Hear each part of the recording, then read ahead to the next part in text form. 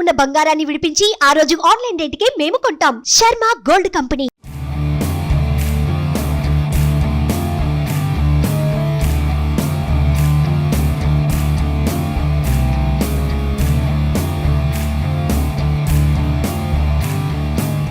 విజయవాడ నగరంలో మా చిన్నప్పటి నుంచి సర్కస్ అయినా ఎగ్జిబిషన్లు అయినా ఇటువంటి ఎన్నో కార్యక్రమాలు పీడబ్ల్యూడీ గ్రౌండ్స్లో చాలా బ్రహ్మాండంగా జరిగాయి.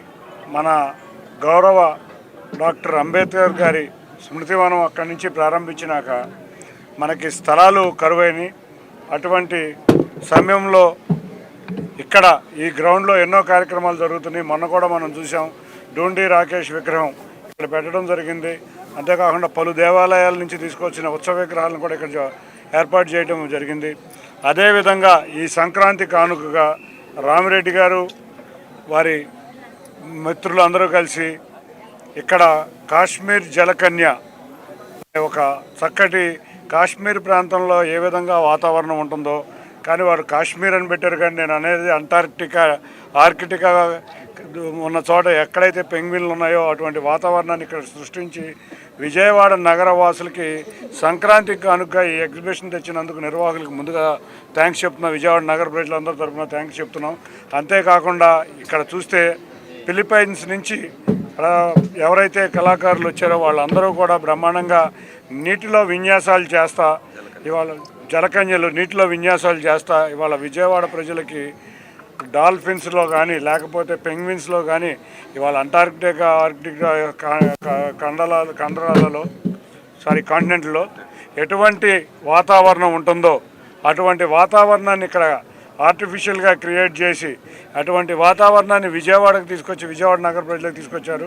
తప్పకుండా విజయవాడ నగర ప్రజలు ఎంతో ఆహ్లాదించే ఇటువంటి ఎగ్జిబిషన్ అందరూ తప్పకుండా వచ్చి ఎగ్జిబిషన్ చూడాలని విజయవాడ నగర ప్రజలను కోరుకుంటున్నాయి. ఇటువంటి ఎన్నో ఎగ్జిబిషన్లు వచ్చి విజయవాడ నగరం, ఎందుకంటే చూస్తే చాలా డెన్సిటీ ఎక్కువగా ఉన్న నగరం, ఎక్కువగా గ్రౌండ్స్ కూడా లేవు. ఇటువంటి ఎగ్జిబిషన్లు రావడం వల్ల పిల్లలే కాకుండా పెద్దలు కూడా ఒక వినోదాన్ని పంచడమే కాకుండా పిల్లలకి ఒక విజ్ఞానాన్ని ఇచ్చే విధంగా ఈ ఎగ్జిబిషన్ ఉండబోతుంది. తప్పకుండా ఇటువంటి ఎగ్జిబిషన్లు విజయవాడలో మరిన్ని రావాలని కోరుకుంటూ మరొకసారి వాళ్ళ నిర్వాహకులందరికీ కూడా విజయవాడ నగర ప్రజల తరఫున ధన్యవాదాలు తెలియజేసుకున్నాను.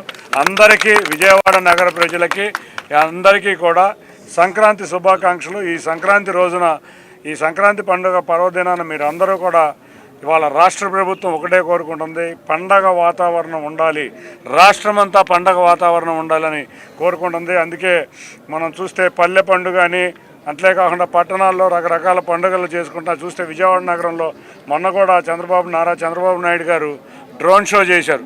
ప్రపంచంలో ఎక్కడా లేని విధంగా విజయవాడ పశ్చిమ నియోజకవర్గంలోనే గిన్నీస్ బుక్ ఆఫ్ వరల్డ్ రికార్డ్స్లో డ్రోన్ షోస్ ఏర్పాటు చేయడం జరిగింది. అంతేకాకుండా సీప్లేన్ కూడా వెస్ట్ నియోజకవర్గంలోనే జరిగింది. ఎంతోమంది కష్టపడి జీవించే వ్యక్తులున్న ఈ పశ్చిమ నియోజకవర్గంలో ఇటువంటి ఎగ్జిబిషన్లు ఇటువంటి షోస్ రావాలని నియోజకవర్గ అభివృద్ధికి కూడా జరగాలని కోరుకుంటున్నాను. Thank you. విజయవాడ పశ్చిమ నియోజకవర్గంలో 44వ డివిజన్లో స్టేడియం గ్రౌండ్లో మన పార్లమెంటు సభ్యులైన కేసినేని చిన్ని గారి ఆధ్వర్యంలో ఈరోజు కాశ్మీర్ జలకన్య అనే ఒక మంచి ఎగ్జిబిషన్ ఈరోజు రామిరెడ్డి గారి ఆధ్వర్యంలో ఓపెన్ చేయడం జరిగింది.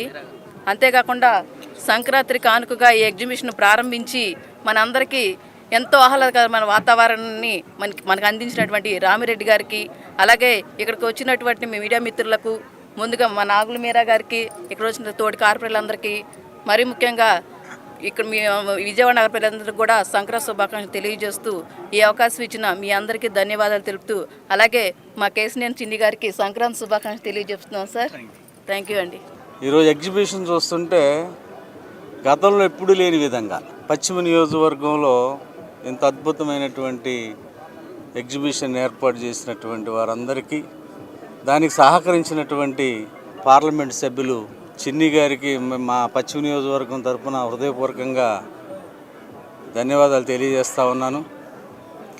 ఇదే ప్లేస్లో ఒక అద్భుతమైనటువంటి స్టేడియాన్ని నిర్మాణం చేయాలనేటువంటి ఆకాంక్షతో ఉన్నారు. ఎందుకంటే పశ్చిమ నియోజకవర్గం అంటే విజయవాడ నగరం మొదలైంది ఇక్కడి నుంచి, కానీ అభివృద్ధికి నోసుకోనేటువంటి నేపథ్యం. కానీ ఈ పశ్చిమ నియోజకవర్గం ఎంతో కొంత అభివృద్ధి జరిగిందంటే అది తెలుగుదేశం పార్టీ నారా చంద్రబాబు నాయుడు గారి పుణ్యం వల్లనే పుష్కరాలలో కానివ్వండి, ఇతరత్ర ఈ నియోజకవర్గంలో రోడ్లు కానీ అనేక రకమైనటువంటి మౌలిక సదుపాయాలను, డ్రైన్స్ కానీ ఇవన్నీ సమకూర్చింది తెలుగుదేశం ప్రభుత్వం. అభివృద్ధికి పేటెంట్ అంటే చంద్రబాబు నాయుడు గారు, తెలుగుదేశం.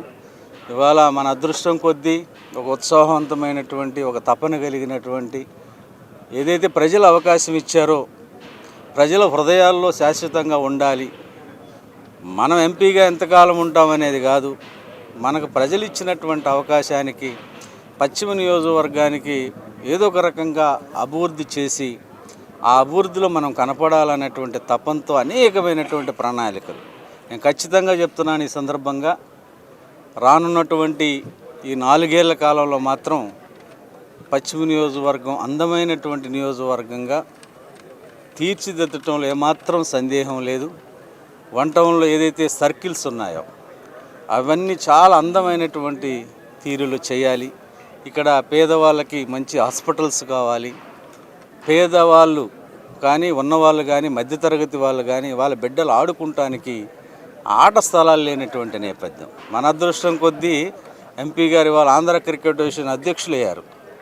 దానివల్ల ఈ 7 నియోజకవర్గాల్లో కూడా క్రికెట్ స్టేడియాలతో పాటు మినీ స్టేడియాలు, పిల్లలు ఈ రోజున ప్రైవేట్ స్కూల్స్లో కానీ, గవర్నమెంట్ స్కూల్స్లో కానీ ఆడుకునేటువంటి సదుపాయం లేనటువంటి నేపథ్యంలో చాలా ఇబ్బంది పడుతూ ఉన్నారు.